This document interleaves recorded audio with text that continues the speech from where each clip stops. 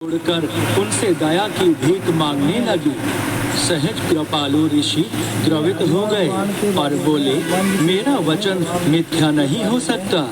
वानरी तो तुम्हें होना ही पड़ेगा, किंतु तुम इच्छा अनुसार रूप धारण करने में समर्थ होगी। तुम जब चाहोगी तब वानरी और जब चाहोगी तब मानुषी के वेश में रह सकोगी। उस परम रूपवती अप्सरा कुंजक स्थला ने ऋषि के शाप से कपि योनि में वानरराज महामनस्वी कुंजर की पुत्री के रूप में जन्म लिया। वह प्रख्यात अनिंद सुंदरी थी। उनके रूप की समानता करने वाली धरती पर अन्य कोई स्त्री नहीं थी। उस त्रैलोक्य विख्यात सुंदरी कुंजर पुत्री का नाम था अंजना।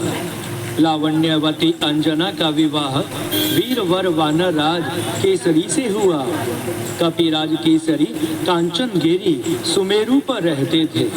समस्त सुविधाओं से संपन्न इसी सुंदर पर्वत पर मां अंजना अपने पति देव के साथ सुखपूर्वक रहने लगी। वीरवर केसरी अपनी सुंदरी पत्नी अंजना को अत्यधिक प्यार करते और अंजना सदा अपने प्राणाराध्य पति देव में ही अनुरक्त रहती थी।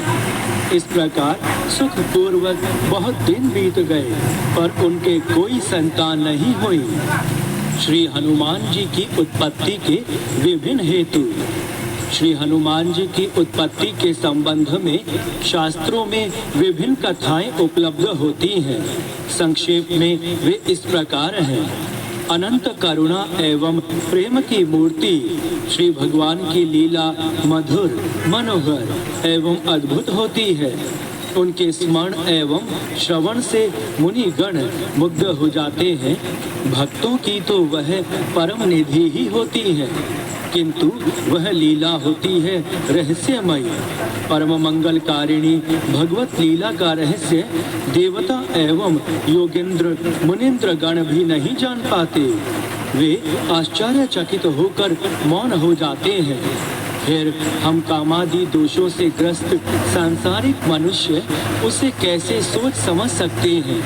हाँ, उन करुणामय लीला विहारी की लीला का गुणगान हमारे लिए परम कल्याणकर है। देवताओं और दैत्यों में अमृत वितरण के लिए परम प्रभु ने मोहिनी रूप धारण किया था। यह सुनकर कर्पूर गौर नीलकंठ बहुत चकित हुए। श्री भगवान का स्त्री वेश कैसा था। आप्तकाम भगवान शंकर के मन में अपने प्राणाराध्य के उस विशिष्ट रूप एवं विशिष्ट लीला के दर्शन करने की कामना उदित हुई। गंगाधर माता पार्वती के साथ क्षीराब्धि के तट पर पहुँचे। उन्होंने स्तवन किया। लक्ष्मीपति प्रकट हुए।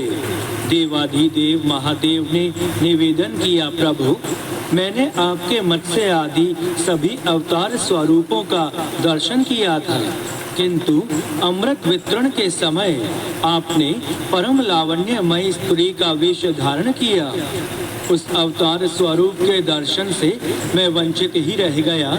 कृपया मुझे उस रूप के भी दर्शन करा दें, जिसे देखकर देवता और दानव सभी मोहित हो गए थे। देवाधिदेव महादेव, आप योगियों के उपास्य एवं मदन का दहन करने वाले, आप स्त्री अवतार देखकर क्या करेंगे। आपके लिए उसका कोई महत्व नहीं। लक्ष्मीपति ने हंसते हुए उत्तर दिया, पर प्रभु मैं उक्त अवतार स्वरूप के दर्शन से वंचित रहना नहीं चाहता। पार्वतीश्वर ने आग्रह निवेदन किया, कृपया मुझे उस मोहिनी स्वरूप के भी दर्शन करा ही दें। तथा अस्तु, क्षीराब्धिशायी संक्षिप्त उत्तर देकर वहीं प्रभु अंतर्ध्यान हो गए। अब वह ना तो शिरोदधि था और न नवनीरद वपु। शंख चक्र गदा पद्मधारी लक्ष्मीपति ही थे। वहाँ थे सर्वत्र मनोहर पर्वत एवं सुरमया वन। माता पार्वती सहित भगवान शंकर उस सुखद वन प्रांत के मध्य में थे।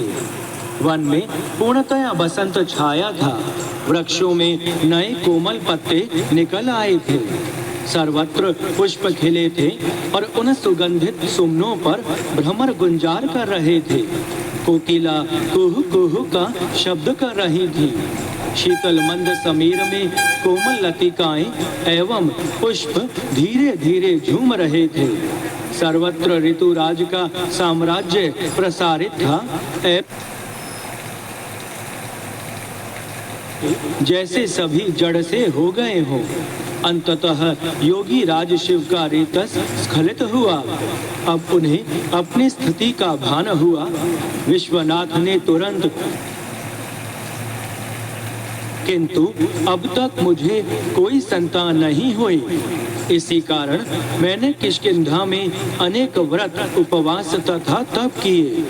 अब मैंने पुत्र के लिए पुनः तपस्या प्रारंभ की है। विप्रवर अखंड तप करती ही रही। भगवान सूर्य मेष राशि पर थे। चित्रा नक्षत्र युक्त पूर्णिमा तिथि थी। माता अंजना के कठोर तप चरण से तुष्ट वायु देवता प्रकट हो गए। उन्होंने मां अंजना से कहा, देवी, मैं तुम्हारे तप से अत्यंत प्रसन्न हूँ। तुम इच्छित वर मांगो, मैं उसे अवश्य पूर्ण करूँगा। वायुदेव का प्रत्यक्ष दर्शन प्राप्त कर प्रसन्न माता अंजना ने उनके चरणों में प्रणाम कर अपना मनोरथ प्रकट कर दिया। महाभाग, मुझे उत्तम पुत्र प्रदान कीजिए। संतुष्ट वायुदेव ने कहा, सुमुखी, मैं ही तुम्हारा पुत्र होकर तुम्हें विश्व विख्यात कर दूंगा। वर प्राप्त कर माता अंजना देवी की प्रसन्नता की सीमा ना रही। अपनी प्राण प्रिया की स्पर्श कर रहा हो। सहमती हुई माता अंजना ने अपना वस्त्र संभाला और अपना स्पर्श करने वाले को डांटते हुए कहा, कौन भीड़ मेरे पतिव्रत्य का नाश करना चाहता है? वे शाप देने के लिए प्रस्तुत हो गईं। परम सती माता अंजना को क्रुद्ध देखकर पवन देव प्रकट हो गए। उन्होंने कहा, यशस्विनी, मैं तुम्हारे एक पतिव्रत का नाश नहीं कर रहा हूँ, अतः तुम्हें भयभीत नहीं होना चाहिए। मैंने अव्यक्त रूप से तुम्हारा आलिंगन करके मानसिक संकल्प द्वारा तुम्हें बल पराक्रम से संपन्न एवं बुद्धिमान पुत्र प्रदान किया है। तुम्हारा पुत्र महान धैर्यवान, महातेजस्वी, महाबली, महापराक्रमी तथा छलांग मारने में मेरे ही समान होगा। माता अंजना प्रसन्न हो गई। उन्होंने पवन देव को क्षमा कर दिया। माता अंजना गर्भवती हुई। इस प्रकार कपिराज केसरी की प्रसन्नता की सीमा न थी। अधिक आयु बीत जाने पर कोई संतान ना होने से रघुकुल शिरोमणि राजा दशरथ के मन में अत्यधिक ग्लानि हुई।